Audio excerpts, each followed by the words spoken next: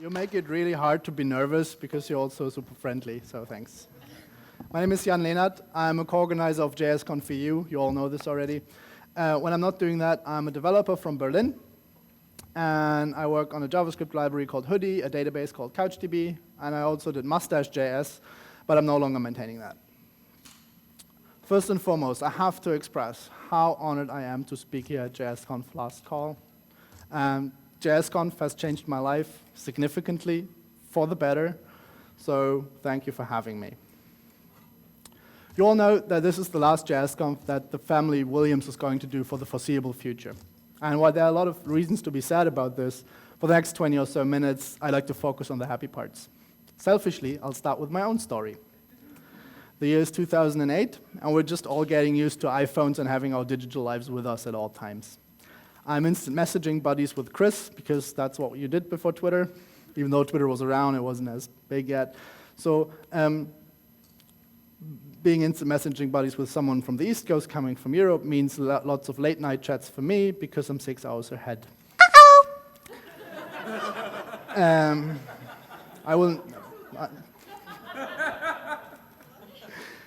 One night, Chris is just back from Ruby Fringe, a Ruby conference put on by Pete Ford in Toronto, Canada. And Chris mentions two things. Number one, he's been to a lot of industry conferences, but now that he's seen at Ruby Fringe how it can be done right, he concludes that a lot of conferences are not very good. And if you know Chris, you know he phrased it slightly differently. Nevertheless, I agree. And second, he asks, what do you think about a JavaScript conference? And I consider for a moment. Well, there are probably a lot of JavaScript developers, and there doesn't seem to be a conference, so maybe that's a good idea. So I say it is. And he said, I'm glad you say this, because I'm organizing one. Fast forward a few months, it's 3 a.m. in Berlin, and we're chatting, as you do. Insert the noise. And Chris says, the tickets are not selling very well. They might have to cancel. And I'm trying to encourage a friend, and it's also 3 a.m., so in a sleepy haze, I say, if JSConf is a success, I'll take it to Europe. Fateful day. A couple of weeks later, it's time to tell the venue that they had booked, that the event is off, that the Williamses need their deposit back. As it turns out, they had it back by their mortgage, and they don't want to lose the house. And because Chris doesn't quite know how to phrase the "this was a failure" message, and because he doesn't want more people to sign up, he quickly changes the website to sold out, closes ticket sales, and drives to the venue. The drive is about 45 minutes, nearly there. He checks his email again. Remember, the iPhone is just new. And to his utter and complete surprise, there's an email that asks about how to maybe get one more ticket, pretty please. And another email, and another. And in total, there are enough inquiries to put JSConf over the break-even point if all of the inquiries buy one ticket. So instead of canceling the event and getting the deposit back, the Williamses confirmed JSConf on the spot, and the event is on. So that's good. Good origin story there. So the day is here, and we all gather in a hotel ballroom in Washington, D.C. During my work on CouchDB, I get to talk to all the different language communities. As being the database person, it's kind of a privilege to learn from all the different communities. So I'm seeing a lot of familiar faces. There are a lot of Ruby developers who do JavaScript on the side. There are a lot of Python developers who do JavaScript on the side. And there are a lot of PHP developers who do JavaScript on the side, and a lot more other developers who do JavaScript on the side. And after lunch, and listening to half a day worth of just JavaScript talks, the mood in the ballroom nearly physically changes. You can see the mood changing.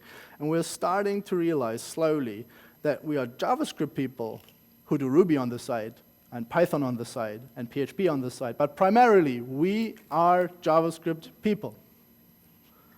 And the first JSConf has since been described as a homecoming of a community that didn't know it existed. And that's exactly what happened. We now had a JavaScript community. There wasn't one before. So at the end of day 2, when Laura and Chris do the closing remarks, Chris asks me to stand up. I get up, completely oblivious to what was about to happen. So he thanked me for supporting him through tough times, and he also said that one of the things that I had said to support him was that if JSConf was a success, I'll take it to Europe. So I'm going. And he continued addressing the audience. You will have to decide whether this was a success. But if you think it was, let Jan know, because then he'll take it to Europe. And of course, thunderous applause, and I go, ah! Yeah, fateful day indeed. Luckily, I had met Malte and Holger at the at the bar the previous night, so that was where the original curators came together, how that was formed. We've since been joined by Tiffany Conra and Carolina Schur, who have been fantastic additions to the team, and we had a good fun running a bunch of events. A couple of months later, we run JSConf EU in Berlin, still in 2009. And of course, our first speaker is John Resick, because that's what you do.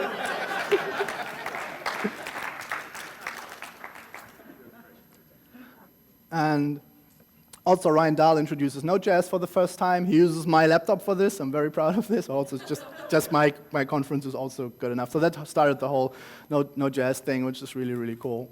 And two chaps from Ireland, Paul and Eamon, they attend and they think, well, if our friends can put on a conference, we can do it too. So they went on to do the legendary FunConf series of events, where things like these are just totally normal. If you can't see, in the background, that's a DeLorean, there's a donkey, there's a clown juggling, and lots of other shenanigans happening. This is also completely normal. This is just the engine yard team photo that you do. And FunConf was planned as a trilogy, so that is over now. But Paul still runs the conference called UL, which is also inspired by JSConf in a way. And Paul also went on to build Tito, the world's favorite conference ticketing system. So if you ever put on a conference, use Tito. Everybody will love you for it. I'm not getting paid for this.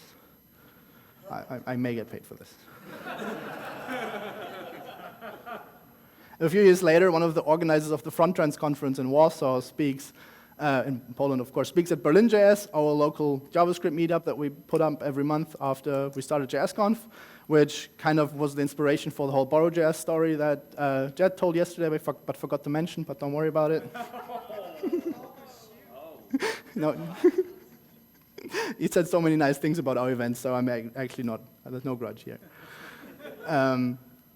Afterwards, we talked, and he said, well, he went to JSConf EU and their friends too, and they wanted something like this at home. And they started looking for people who they could ask, could you run this event for us? And they couldn't find any, so they decided to do it on their own. And they're not alone.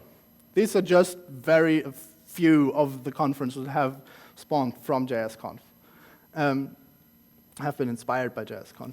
And the one thing that brings all of these events together is the deep care about the communities that they are organized for, about caring for people, trying new things, not following the same old patterns, or running soulless events just for profit.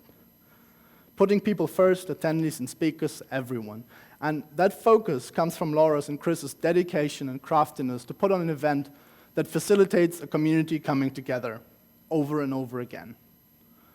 While writing this talk, it dawned on me, that feeling that we had at that very first JSConf in Washington, D.C., when we realized what we didn't know before, that we were the JavaScript community, every event since that JSConf in 2009 in this lineage is an attempt to recreate that feeling of newfound companionship and to allow an ever-growing group of people to experience the community for the first time and feel at home. Frontrends has now been running for 5 years, has had over 2,200 attendees. JSConf EU has done 7 editions in lockstep with US and has had over 2,500 attendees, not 25,000 attendees, that's way too many. Now, the kicker. There are over 50 events, including a JSConf on every inhabited continent, and sometimes more than one, and way more than one. And they all have a similar story than the one above. They're great, this is great, I want to do this, I want to have this at home. Or this is great, I want to do this with a different context, where the whole series of CSS-Confs that's now spreading over the world is coming from this. And over 50 events with well over 50,000 attendees over the past 7 years alone have come out of Laura's and Chris's commitment to this community. And that's just the in-person events. Our joint video collection on YouTube has received nearly 2.5 million views and over 50 million minutes of viewing time. That's an achievement that we as a community can be very proud of, but that we have to be, I'm very proud of, and that we have to be thankful for Chris and Laura, that they did that for us. So I talked to a bunch of the people behind those logos, what motivates them. First one is Robin Mena, he runs Reject.js, which zestily was called Reject.js for people who got their talk rejected from JSConf. And people initially thought they were like, JSConf is evil, but behind the scenes we all worked together, so that was quite fun. Reject itself then has inspired other conferences that like this. All right, so this is, you see, there's a lot of forking going on. So Robin says, we wanted to give more people the chance to become part of the JavaScript community. Tiago Rodriguez, who runs Alex.js in Lisbon, Portugal, says, we wanted to bring something similar to JSConf to Portugal, and there was no JavaScript community in Portugal, so they had to go and do it. Trygve Lee, who runs Web Rebels in Oslo, now for the 4th year, says, we felt that JSConf had a community feeling that no other conference around us had. And finally, Douglas Campos, who runs JSConf Brazil, says, I got blasted away with the awesomeness of the experience. I wanted to bring this home. They have all the same, they have the same motivation. They see there's something special, and they want to bring this to their particular community. So let's see what they got out of, what they achieved. Adam Brault, organizer of Andy@Conf, Real-Time Conf, Brio, TriConf, because why not run conferences, like 4 conferences at the same time, says, we created an entirely new community. So he took the idea of JSConf and the cultural spirit behind it and applied it to different scenarios. And like we did in 2009, created an entirely new community of people coming together around an idea. How great is that? Fantastic. Tiago says it spawned and brought together the JavaScript community in Portugal. It made more people get involved, start doing more JavaScript, work for new and international companies. Nowadays, there's a regular meetup in Lisbon and a number of node schools around the country. Awesome. Tiffany Conroy, fellow organizer of JSConf US, says, we made a visible presence of women and other underrepresented groups an expected part of a well-run tech conference. And I'm very proud of that too. This industry looked a lot different 7 years ago, and we have made a significant improvement to that. There's still a lot of work, but we're on the way. And thanks.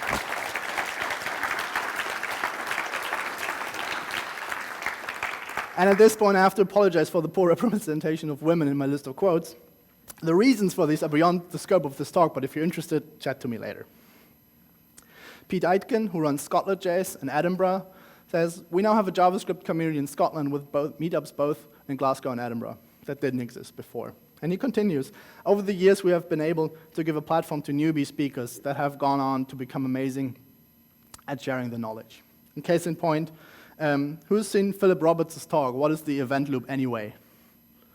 All right, there's a few people in this room that are going to have their minds blown when they watch this talk. But so he gave a similar talk at Scotland.js in spring 2014, and we liked it so much we invited him to give a revised and updated version in September of the same year. The talk has is very popular. Like nearly 100,000 people watch this. This is a blockbuster for a tech talk on YouTube. Like, this is a big deal. And it shot straight into the top 3 talks of all JSConfs ever. And this is from a conference that ran for the first time, inspired by JSConf, in a local event, in a local area, and found someone that we could bring back to the community and that now does what Pete says, become amazing at sharing their knowledge. And this just shows how well this community thing works and how well this forking story is helping us, that we can bring ideas and cultures to a lot of places in the world, and things come back to us through the same channels. And I'm just very proud of this. Robin, who also runs, sorry, I'll skip to this second. So Robin also runs the Nodecopter series of events, which if you're here, you've definitely seen. And he relates an anecdote that when I asked them to open up a text file, they opened it up in Microsoft Word. But at the end of the day, they had programmed a flying robot that acted like a jellyfish, complete with flying patterns and everything. So this community does cool stuff and allows a lot more people to come in and teach them stuff. Trygve says, there was no community before. There was a huge Java community here in Oslo, and I think we have disrupted that. I think that's very good. And then Thomas Garrison, who is over there, who runs JSConf Asia in Singapore and other places, he also relates a story about the working conditions of IT professionals in Asia. And sweatshop is a word that I've heard many times. Salaries are low, and work is grinding and uninspiring. I do believe our little and growing community makes a difference. How awesome is that? Fix Asia. Good job.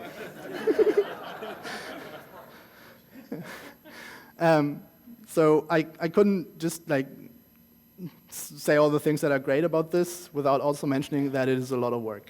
And Tiago has the perfect template for the series of responses I'll show you now. It was a lot of work, but I met a lot of other great people. The pattern is, it was a lot of work, was the hardest thing I've ever done, whatever peril, but some gratification. So Nek, whose real name I'm not trying to pronounce, who runs JSConf Budapest in Hungary, says, one of the most stressful and exhaustive things I've ever done, but seeing the enthusiasm of our attendees and making friends and helping others, totally worth it.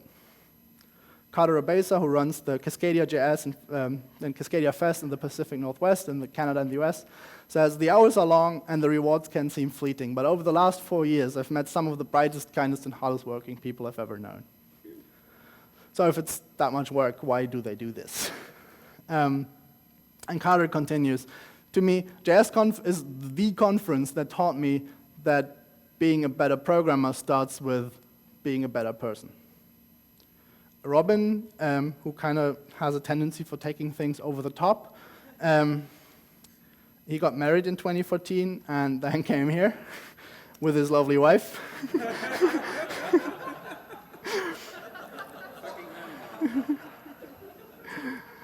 And Trygve continues, we have picked up excellent skills in emailing, spreadsheet management, and dealing with the constant guilt of being behind on tasks. Yeah, you laugh, you never organized a conference. This is the non-funny part. So Pete from Scotland sums it up perfectly though. Running a conference is an awesome, exciting, stressful, and incredibly rewarding experience. And it has been that for Laura and Chris since 2009, for every year since. And they didn't do this for the first time in history, but for the first time for this community, and they kept at it. And we owe them so much for their hard work and persistence and everything else that they brought into making JSConf what it is today, an inspiration for a generation. Thank you, Laura and Chris.